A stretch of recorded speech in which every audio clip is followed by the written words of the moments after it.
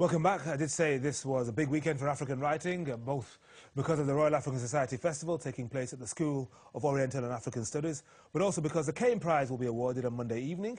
It was launched in 2000 by the late Sir Michael Caine to promote African short story writing in English. Last year it went to the Zimbabwean writer No Violet Bulawayo for Hitting Budapest. Could this year's winner be sitting with me right now? They're on the shortlist. Let's welcome Melissa Tandiwe Myambo from Zimbabwe and Stanley Kenani, who hails from Malawi. Welcome to both of you. I'm going to start off with you, Melissa. I like this. Even this is a title, La Salle de Départ, the departure lounge. Explain, please. Is this a group of African women sitting there at the departure lounge waiting to go through? Are they shopping at duty free? What's happening? No, you see how my mind works? I see how your mind works, yeah. Okay. No, I wish this story was as light-hearted as that. Oh, dear. But I'm frightened now. No, don't be frightened. It's not so heavy. But it's actually about a brother and a sister in Senegal. Yeah. I spent some time in Senegal. So they have a bit of a conflict on their way to the airport. And it's actually about how the sister will never be able to leave Senegal, whereas the brother is an immigrant to the United States. Yeah. And he's basically trying to persuade her, is he? No, she's trying to persuade him to, please can he take her son to the United States in order to give the son more opportunities. But he is reluctant to do so because he stays with his Egyptian girlfriend in New York. Yeah. And he feels that the son will not fit into his lifestyle there. Oh, right, okay. So it's very much about intangibles. So they come from the same family, but he's been staying in the States for about half his life, and she has remained behind in Senegal. So they have very different conceptions of time and space. Aha, okay. Right. I think we need a little burst of it now, you've given us the context there. This could be the winning entry, so Melissa, take it away. It could also not be. It could also not be. 1 in 5 chance. 20% is good for me. Okay, well, we'll just see. Stanley's story is also very good. Okay. No, indeed. We'll come to Stanley in just a moment. Stanley's sitting there relaxing, biding his time in a cool Malawian fashion. Okay. Okay, fine. Okay, so I'll just read a short excerpt here. This is when they're in the taxi, and she's trying to say, please take my son to America. He's refusing, so she says, do you not have the resources to look after Babacar, brother? Her high voice was deeper than usual as she tried to sound calmly persuasive, even though her tongue felt fuzzy with a film of unspoken words. Ibu pulled the brim of his red cap further down on his forehead so that his eyebrows were almost covered. His lips were pursed again, and he didn't look at her as he said tersely, it's not a question of resources. Fatima frowned in confusion. But do you have enough to support Babacar? Growing boys can be expensive. Food, clothing, school fees. Do you have enough for all of that? I could try and send you some funds to help out. A harsh bark of laughter hushed her, shamed her. He flipped his cap back up his forehead. That wouldn't go very far. Do you have any idea how weak the CFA is compared to the US dollar? He looked at her with flashing eyes. His mouth opened and closed. Of course she didn't know. Why would she? It was just one more translation he was used to making. And she was not. Wonderful. And you looked up there because you were thinking you were kind of getting into it, weren't you? So as you were rereading that, were you thinking to yourself, am I making sense here? It's a very small excerpt in a short story. But a lot of people are not really used to the short story anymore. You know, hearing this, going to think, well, it's about the novel. Yeah. So was that quite a tough discipline to kind of master for this particular prize? I wish that people would read more short stories because honestly, the short story, it is very difficult to write an effective short story because obviously it's a compressed space in order to get your point across.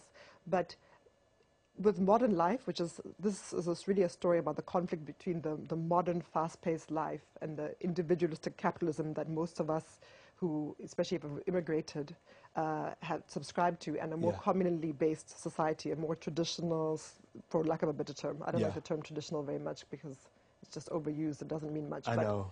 Yeah, but let me say some slower societies. So in this fast-paced society, I think that people should read the short story more because it gives you a slice of life. And it's quick to read on your morning commute or something, you know. So not that it will leave you with something, but with a real punch. You have to pack a punch, don't you? Yeah, it's difficult, yeah. All right. Let's talk of packing a punch. Stanley, what can you do? Well... Okay, so we're talking about you.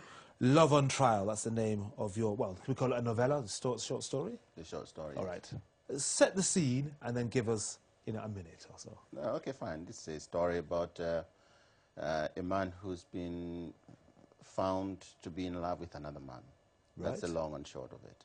And I'll read a small excerpt that says, 3 days after the Reach Out and Touch interview, Charles appears before the Kasungu magistrate.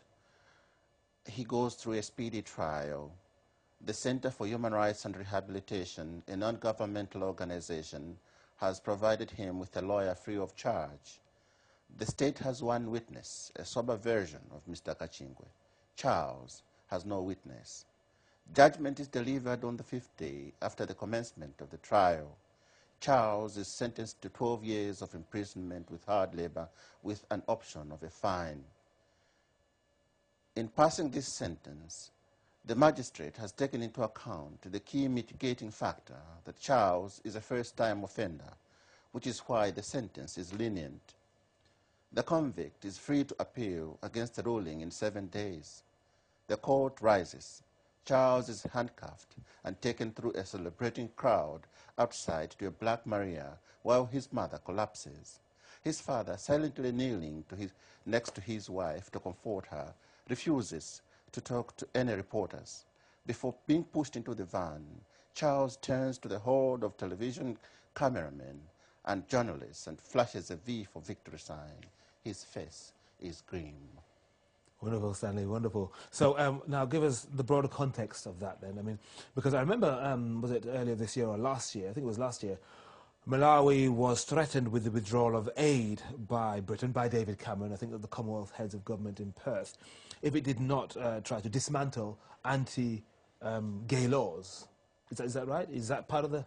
Yeah, but Malawi has been threatened by everybody in terms of withdrawal of aid for not advancing the gay agenda. Yeah. But there are so many issues here that have been at play that maybe sometimes have been taken out of context. Right. The thing is, Malawians in general are conservative people. Yeah. And as such, they're very, they are allergic to issues of homosexuality. Yeah. I don't want to use the common word homophobic. Yeah. Because sometimes it's too judgmental on them. But you have to also understand their background. So there's a need to work on this mentality so that maybe they need to accept gay people as being human like anybody else. Yeah. But that having been said, maybe the donor community also needs to reconsider its stand in terms of being too hard on a country like Malawi to say you have to take this agenda or else. Just recently, North Carolina voted against maybe a proposition to the same-sex marriages. Yes, the same-sex marriages. Yeah. If the people of America can be given the chance to decide on such an issue, why can't Malawians do the same, maybe through their parliamentarians? Yeah. So our president has just made a statement that she would want these laws repealed. But that is her position as a leader, as an individual. But the ones who do the repealing are representatives of the people, parliament. If it came through that, I think at least the people of Malawi have got a voice rather than maybe compelling them because maybe they don't, by threatening that maybe... Yeah, I mean, the difficulty is, I mean, of course, the people of North Carolina aren't dependent on external agencies. I mean, okay, there's the federal government, but I mean, another foreign power for aid, sustenance and development, whereas, of course, in Malawi, Uganda and the other countries, Ghana even, that have been threatened, they are dependent on that. I mean... The short story, it's obviously it's a tricky, I suppose, medium to master, especially if you want to get a pretty heavy moral or agenda in there. Is that what you were also hoping to do with that story? Well, I don't know what came first, the story or the agenda, but at the end of the day, as Melissa said, it's difficult to probably articulate something very easily within the space of a short story. Yeah. So it's something, of course, as a story, it's something that I would always, if I given a chance, I would always want to write it differently. Yeah. But at the time that I sat to write, things just came up. the story just began to flow. So well, that's how it should be, isn't it, Melissa? Yeah. I mean, and also, let's look at the wider thing. You know, the Caine Prize, it's been going for, what, 12 years now, and people say a lot of big things about it. What did it mean to you as a writer? I mean, did it encourage you in a way that, you know, made you think, this story is good, I have to enter this prize? Or did you think, well, there's a few prizes I could enter, the Caine's there, I'll try that one? Yeah, actually, I'm so happy about the Caine Prize because very few organizations actually support African literature or African writing. And I really firmly believe that there's so much good African literature. I mean, amazing stuff that unfortunately nobody ever pays that much attention to. So thank you to the Caine Prize that they're actually making this effort to put forward African writing. And so, I was very honored actually to be on the short list. And I'm very happy to be here with these other writers. Well, this is the thing, because it's a massive weekend. I mean, I was saying this before to Nuruddin. I mean, this is something you're taking part in. Oh, and we're so happy because we saw Nuruddin Farah yesterday. We're so happy to even be on the same program with him. Also, because besides Stanley and I, there's also Billy Kahora from Kenya and Constance Myberg from Cape Town in South Africa, and also Rotimi Babatunde from Nigeria. Indeed. And they're all well remembered all. It's all five of you. There we go. African Violet and Other Stories. Vital collection drawing on a rich treasury of material. What's it been like for you here, Stanley, this particular weekend, especially being in this environment? You know, we always talk about an enabling environment, but it must be really, really good to talk to other writers who might share or have a different perspective on matters. Yeah, I think to me this, as I keep saying, and to me it's not really about winning or losing the Caine Prize. Yes. The fact that I'm here, I mean, I've never been to a literature event in the past 4 years. And this is the first time that I come and I meet Melissa, whom I could not have known if it were not for the Caine Prize. And you love me. You love me, eh? Yes. And oh my God, we've got a love match here. Yes. No, not like that. Not like that. Like brother sister. Yes. Brother sister. Yes. Yeah. And so we have been meeting a lot of amazing people, and we'll continue to meet them until Wednesday when the festivities come to an end. And this is a big opportunity, really, to me. I mean, as a writer who, especially because I do something completely different in my day-to-day life. Yes. What do you do in your day-to-day life? I'm an accountant. Yes, I know. I just had to ask you. I mean, one of the good things that as well is that for the winner of the Caine Prize or the shortlisted people, it can really do something for you. I mean, there's No Violet Bulawayo with the bust of Sir Michael Caine, and she's, of course, from Zimbabwe, and she's doing great things since then. What do you hope this prize could do for you if you win, Melissa? Oh, I don't think I'm going to win. Don't pretend you haven't thought of it. Come. No, I really don't think I'm going to win. So I can't even. Let's ask Stanley. Stanley? Go on, Stanley. If you win. I mean, well, I don't think I've ever given thought to anything of that sort. I mean, to me, as I say, I think I responded to one blogger who suggested something about my ambitions, that perhaps maybe my greatest ambition was to win the Caine Prize. Far from it. To me, my greatest ambition is to write lots of books. I've been writing for 23 years before being shortlisted for the Caine Prize. And I do hope to continue writing 23 years after being shortlisted for the Caine Prize. So to me, it's just about, it gives me the energy. From here, when I return to Switzerland on Thursday, the next thing I do is to go and sit on my small little table and staring at a blank wall and a laptop in front of me. And I continue working on it. And you will impose meaning on the world. Yeah. Exactly. Stanley, Melissa, good luck in Oxford on Monday evening, the Caine Prize 2012. Thank you very much indeed for coming in. Thank you for having us. Thank you so much. I just love the creative energy in this room. It's just fantastic. Now, he's been described as the leader of the black avant-garde in Britain, a man born in Trinidad but who moved to this country over 20 years ago. Anthony Joseph has had quite an artistic journey, becoming a poet, novelist, musician and lecturer, creating with the verve and passion that saw him named as one of the 50 most significant black and Asian writers in British literature. We'll meet him in just a moment, but first, let's see him at work.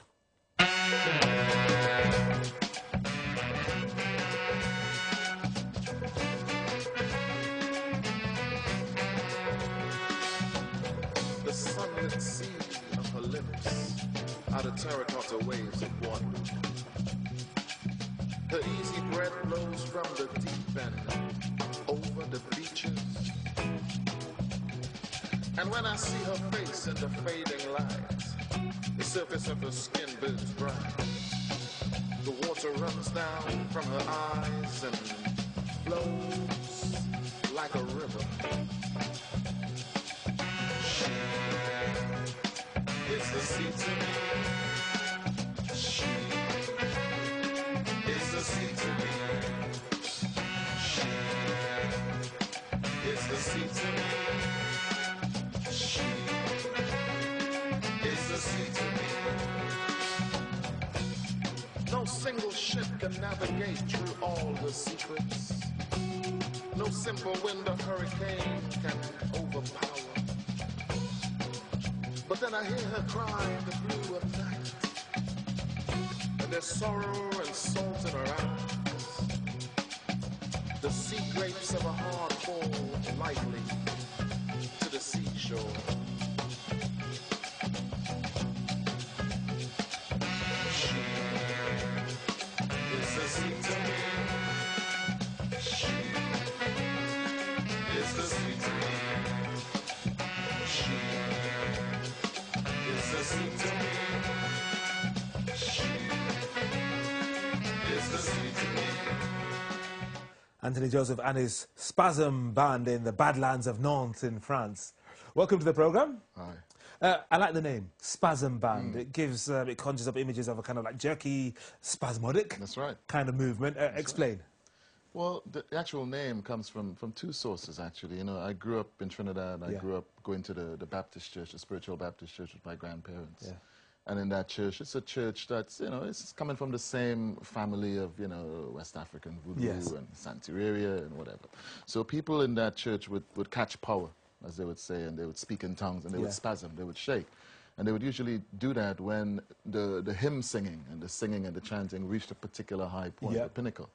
So that was one of the things that I took, the idea of spasm, because the band, or the original music for the band, was kind of based on that rhythm, on that spiritual Baptist rhythm. So that was one source. And also I was reading Louis Armstrong's autobiography. And he was talking about how when he was a child, which was like early 1900s. Down in New Orleans. In New Orleans, which is like a Caribbean part of America, anyhow. You know? So he was talking about when he was growing up how there were little kids, there were little boys on the street corners who would play bottles and cans and bones, and that they were the precursor of what became jazz.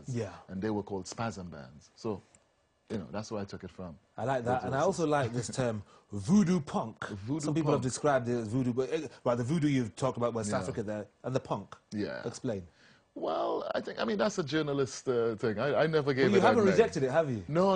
It's, you know, it's kind of worked for us. I mean, it's a music that's hard to explain. It's hard to describe because we take our inspiration from everywhere, you know, from the whole diaspora, the whole world. But people have called it voodoo punk because it's got a, I mean, as a performance, it's got a real kind of energy and a real kind of punkish rock. Well, there's also energy. Kind of channels sort of rebellion too, surely. Absolutely. It's very confrontational, very powerful, very, you know, in your face.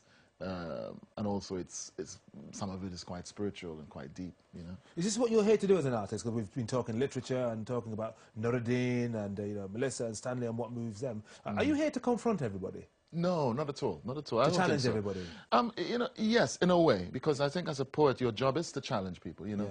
It's to challenge people, whether politically or linguistically or whatever. I mean, my job is, I kind of try to approach things to the side and kind of... Hey, you've got what looks like a halo around your head right there. Do you see yourself as channeling something spiritual? Or are you trying to say, no. I don't ascribe anything spiritual to myself. I leave that to other people. If they want to say that about me, then fair enough. But I don't try to, you know, to impose that on anything or anybody.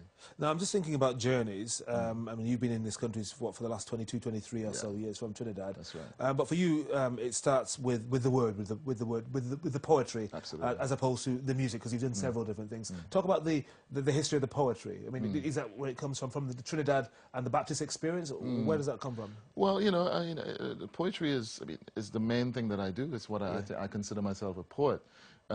My first kind of exposure to poetry and understanding how words worked was listening to the radio, listening to calypsonians like the Mighty Sparrow and Lord Kitchener as a child.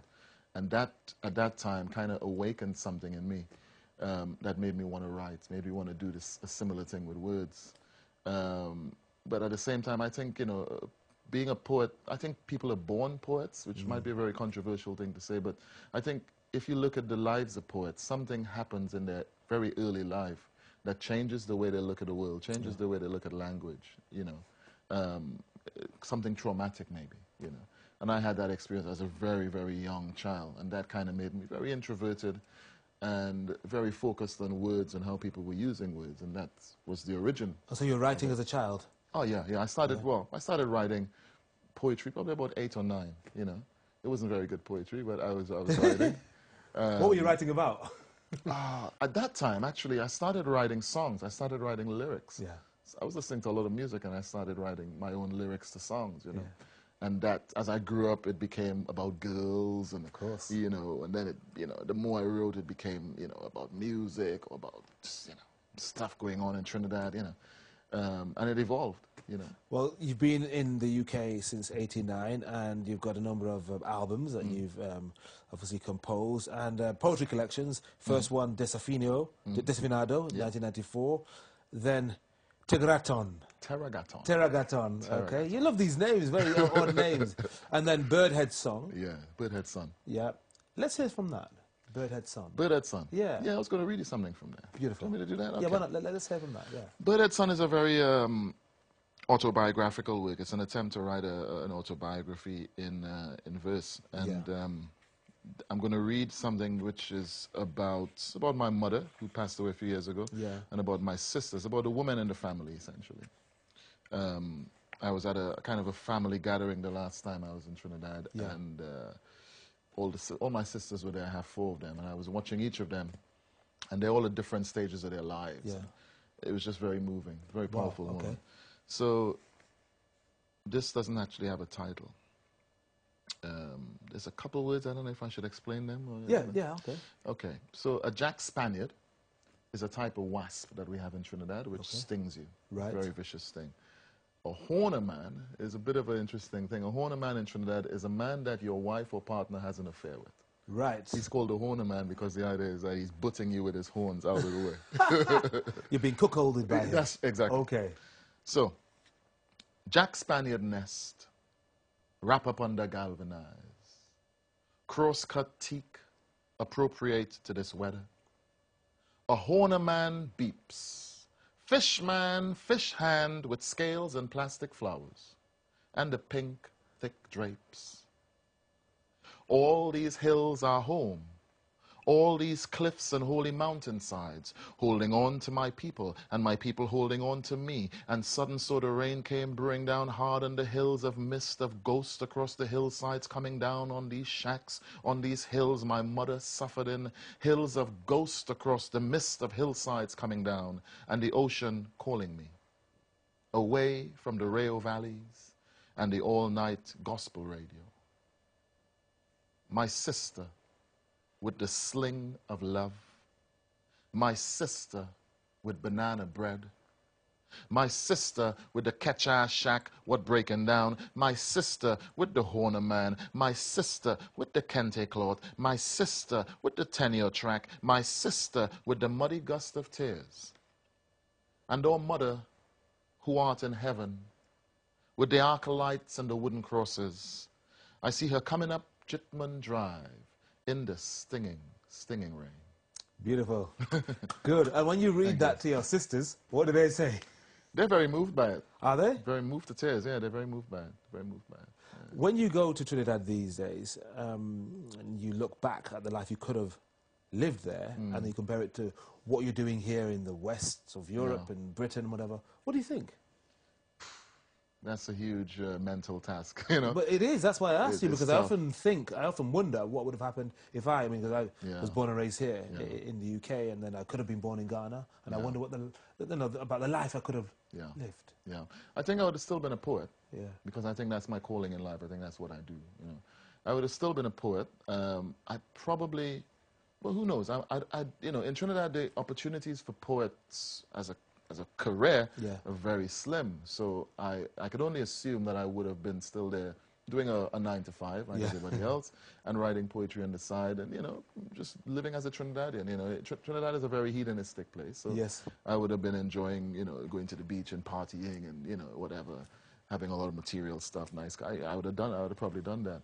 Yeah, yeah. But what about the Spasm Band? Would you have invented something like the Spasm? Would it have been different? And tell us about where you're going with the music here, trying to write, but stay true to yourself, given all around you is modern Britain.